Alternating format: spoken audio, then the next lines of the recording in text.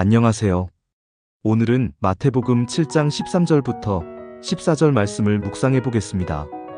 예수님께서 좁은 문으로 들어가라고 하신 이유와 이 말씀이 우리 삶에 주는 의미를 생각해 보겠습니다. 먼저 성경 말씀을 읽어 보겠습니다. 좁은 문으로 들어가라. 멸망으로 인도하는 문은 크고 그 길이 넓어 그리로 들어가는 자가 많고 생명으로 인도하는 문은 좁고 길이 협착하여 찾는 이가 적음이라. 마태복음 7장 13절부터 14절. 이제 이 말씀을 살펴보겠습니다. 넓은 문과 좁은 문. 예수님께서는 두 개의 문을 말씀하셨습니다. 하나는 넓은 문, 다른 하나는 좁은 문입니다. 넓은 문은 사람들이 쉽게 들어갈 수 있고 길이 넓어 보이지만 결국 멸망으로 인도됩니다. 반면 좁은 문은 찾기 어렵고 길이 협착하지만 생명으로 인도됩니다. 여러분은 어떤 문을 선택하시겠습니까? 좁은 문을 선택하는 삶. 좁은 문으로 들어간다는 것은 좁은 길을 걷는 삶을 의미합니다. 예수님을 따르는 삶은 세상의 방식이 아니라 하나님의 말씀을 따라 사는 것입니다. 때로는 힘들지만 그 끝에는 영원한 생명이 있습니다. 좁은 길을 걷는 삶은 어떤 모습일까요? 하나님을 최우선으로 두는 삶입니다. 모든 선택이 하나님 중심이어야 합니다. 세상의 유혹과 싸우는 삶입니다. 넓은 길은 편안함과 쾌락을 제공합니다.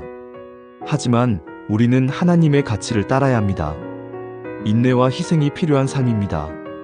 예수님을 따르는 길은 어렵고 외로울 수 있지만 하나님을 신뢰하며 나아가야 합니다. 좁은 문을 찾는 이가 적은 이유. 예수님은 좁은 문을 찾는 이가 적다고 하셨습니다. 그 이유는 좁은 문을 찾는 것이 쉽지 않기 때문입니다. 사람들은 편한 길을 원합니다. 고난을 피하고 세상의 즐거움을 누리고 싶어 합니다. 하지만 예수님께서는 좁은 문을 선택해야만 참된 생명을 얻을 수 있다고 말씀하십니다. 우리는 세상의 흐름을 따르기보다 하나님께서 원하시는 길을 가야 합니다. 좁은 문이 힘들고 외로워 보여도 그 끝에는 영원한 생명이 있습니다. 좁은 길을 걷기 위한 태도. 좁은 길을 걷기 위해서는 몇 가지 중요한 태도가 필요합니다. 기도하는 삶을 살아야 합니다. 하나님께 지혜를 구하고 우리의 길을 인도해달라고 간구해야 합니다. 말씀을 붙잡아야 합니다. 성경을 읽고 묵상하며 하나님의 뜻을 깨닫고 실천해야 합니다. 순종하는 삶을 살아야 합니다.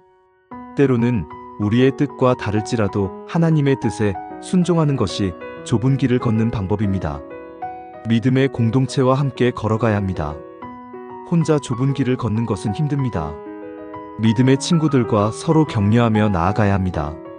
오늘 우리는 마태복음 7장 13절부터 14절 말씀을 통해 좁은 문과 넓은 문에 대해 묵상해 보았습니다. 여러분은 어떤 길을 선택하시겠습니까? 넓은 문으로 가는 것은 쉽고 편안해 보일 수 있습니다. 하지만 그 끝은 멸망입니다. 반면 좁은 문은 찾는 이가 적고 길이 협착하여 어렵습니다. 하지만 그 끝에는 영원한 생명이 있습니다. 오늘도 좁은 문을 선택하고 하나님께서 기뻐하시는 길을 걸어가기로 결단하는 하루가 되길 바랍니다. 감사합니다.